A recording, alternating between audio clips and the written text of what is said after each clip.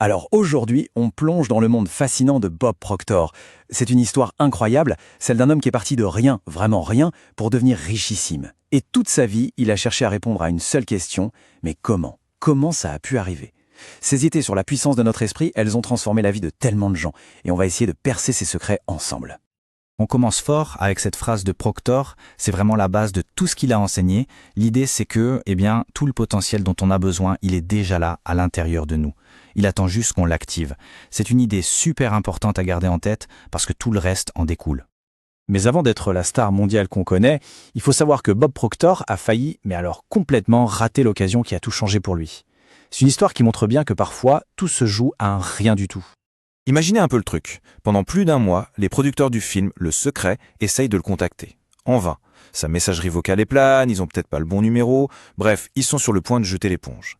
Et Proctor de son côté. Il voit bien les messages, mais il se dit « encore une arnaque ». Il était littéralement en train de laisser passer la chance de sa vie sans même s'en rendre compte. Et là, coup de théâtre. L'équipe de tournage, juste avant de repartir pour l'Australie, a un dernier tournage de prévu à Aspen. Et là, c'est juste incroyable. Par pure coïncidence, Bob Proctor, qui n'était pas allé à Aspen depuis 3 ans, y est justement pour un séminaire, pile ce week-end-là. C'est là que la connexion se fait enfin. Et ça a tout changé pour lui, pour toujours. Ce qui est dingue, en fait, c'est de regarder d'où il vient. À 26 ans, sa vie était un vrai désastre. Malheureux, malade, criblé de dettes. Et puis, un ami lui tend un livre. Juste un livre. Et il lui dit « Fais exactement ce qui est écrit dedans ». Proctor, un peu sceptique, mais n'ayant rien à perdre, se fixe un objectif qui paraît complètement fou. Et en un an, à peine un an, sa vie financière est méconnaissable. Et attention, ça ne s'arrête pas là. En moins de 5 ans, ce gars, qui, je le rappelle, n'a fait que 2 mois de lycée, se retrouve à la tête d'une boîte de nettoyage international qui brassait plus d'1 million de dollars par an.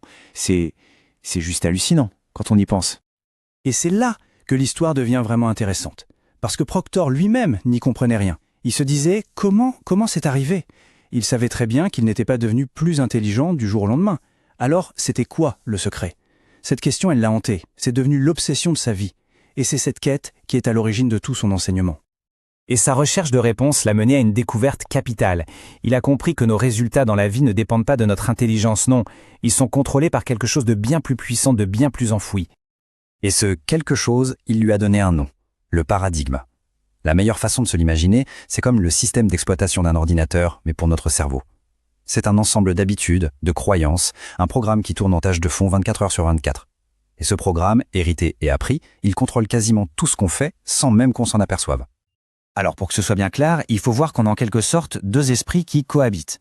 D'un côté, il y a l'esprit conscient, c'est celui qui pense, qui apprend, qui lit des livres, c'est notre intellect. De l'autre, il y a le subconscient. Et lui, il ne pense pas, il ne fait qu'une seule chose, exécuter le programme, le fameux paradigme. Et voilà pourquoi on peut savoir pertinemment ce qu'on devrait faire, et pourtant ne pas le faire. Et c'est pile ce que Proctor voulait dire ici. On connaît tous des gens hyper brillants, super intelligents, et pourtant complètement fauchés. Pourquoi? Eh bien parce que tout leur savoir est stocké dans leur esprit conscient. Mais au final, c'est le subconscient, c'est le paradigme qui est au volant, et c'est lui qui décide de la direction. Donc, la conclusion est assez logique, finalement. Si on veut changer ses résultats pour de bon, ça ne sert à rien d'empiler encore et encore des connaissances. Non, ce qu'il faut faire, c'est changer le programme. Il faut reprogrammer notre disque dur interne. Et la bonne nouvelle, c'est que d'après Proctor, on a déjà tous les outils nécessaires pour le faire. Proctor expliquait qu'on est tous équipés d'une sorte de boîte à outils mentale. Des outils super puissants capables de réécrire complètement notre programme. Le seul problème, c'est que personne, ou presque, ne nous apprend jamais à nous en servir. Alors quels sont ces fameux outils? Les voici. D'abord, la perception, la manière dont on voit les choses. La volonté, notre capacité à rester concentré sur une idée. La raison, notre pouvoir de penser. L'imagination, pour visualiser ce qui n'existe pas encore. L'intuition, cette petite voix intérieure. Et enfin, la mémoire. Ce sont en quelque sorte nos super pouvoirs mentaux. Et c'est avec eux qu'on peut reprendre les commandes. Prenons l'imagination, par exemple. C'est peut-être la plus puissante de toutes. Cette phrase, que Proctor adorait, résume tout. L'idée, ce n'est pas de travailler pour atteindre un objectif, non. C'est de vivre comme si on l'avait déjà atteint. Il faut utiliser son imagination pour se voir, pour se sentir déjà comme la personne qui a réussi. C'est un changement de perspective total.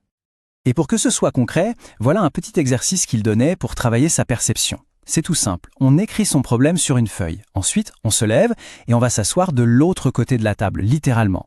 Ce simple changement physique nous aide à voir le problème différemment, de l'extérieur. Et puis on se pose la question, tiens, comment mon mentor ou quelqu'un que j'admire verrait ce problème? Et juste en faisant ça, on change sa perception. Et bien souvent, la solution saute aux yeux. Ok, donc au-delà de ces outils mentaux, Proctor insistait beaucoup sur 3 habitudes, 3 choses à faire tous les jours. C'était simple, mais pour lui, c'était absolument pas négociable si on voulait vraiment progresser dans la vie. C'est d'une simplicité désarmante, mais c'est hyper puissant. Premièrement, étudier tous les jours.